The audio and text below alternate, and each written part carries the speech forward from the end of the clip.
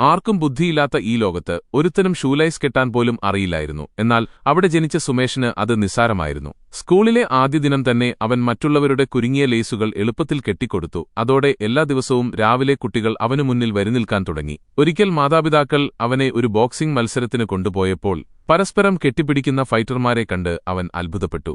പിന്നീട് അവൻ റിങ്ങിലേക്കിറങ്ങിയപ്പോൾ മുന്നിൽ നിന്ന വലിപ്പമുള്ള എതിരാളിയെ ഒറ്റയിടിക്ക് വീഴ്ത്തി. ഇതോടെ ഞെട്ടിയ മെഡിക്കൽ സംഘം അവനെ പിടിച്ച് പരിശോധനകൾ നടത്തി.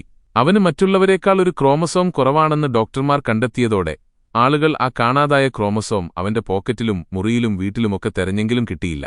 അവൻ വളർന്നപ്പോൾ അവനായി പ്രത്യേക ശൗചാലയങ്ങളും പാർക്കിംഗ് സ്പേസസും നിർമ്മിക്കപ്പെട്ടത് അവന് വിചിത്രമായി തോന്നി.